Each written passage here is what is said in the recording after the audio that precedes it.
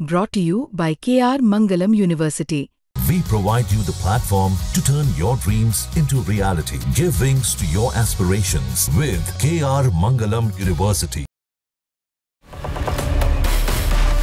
सावन का तीसरा सोमवार और सेना का कश्मीर में ऑपरेशन महादेव सफल हुआ। पहलगाम आतंकी हमले का मास्टरमाइंड मूसा मारा गया।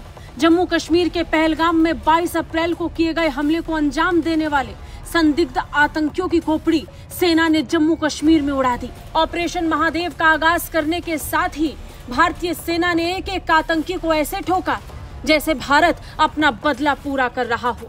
पहलगाम आतंकी हमले में 26 निर्दोष लोगों की जान लेने वाले आतंकियों को सेना ने मार डाला है। श्रीनगर के लिडवास में सेना के ऑपरेशन महादेव के तहत इन आतंकियों को मारा गया और इसी बीच सामने आई आतंकी मूसा की तस्वीर। आतंकी मूसा पिछले कई महीनों से जम्मू कश्मीर में सेना के निशाने पर था। खुफिया एजेंसी जम्मू कश्मीर पुलिस, भारतीय सुरक्षा बल इसे ढूंढने में जुटी हुई थी और आखिरकार एक छोटा सा इनपुट और उस इनपुट के बाद मिली वो कामयाबी जिसे पूरा देश आने वाले कई दिनों तक याद रखने वाला है।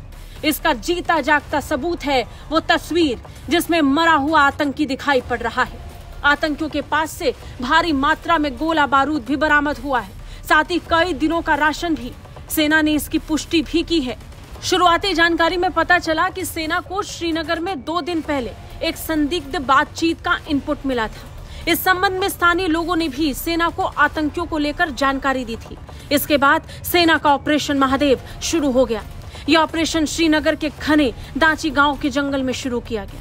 दाची गांव में संदिग्ध आतंकियों की सूचना मिलने के बाद अंदेशा जताया गया कि इन आतंकियों का पहलगाम हमले से संबंध हो सकता है और फिर सामने आई आतंकी मूसा की तस्वीर। वो तस्वीर जिसका इंतजार तो लंबे वक्त से सेना कर रही थी। मारा गया आतंकी कोई और नहीं, वही आतंकी मूसा है जिसे महीनों से सेना ढूंढ रही थी, जिसने पहलगाम आतंकी हमले को अंजाम दिया था। सेना की कई टुकड़ियों ने घने जंगलों की तलाशी ली और सुबह 11:30 बजे के आसपास सेना की 24 आरआर और 4 और टुकड़ियों ने इलाके में 3 आतंकियों का पता लगाया। इसके बाद मुठभेड़ शुरू हुई जिसमें आतंकियों को ढेर किया गया।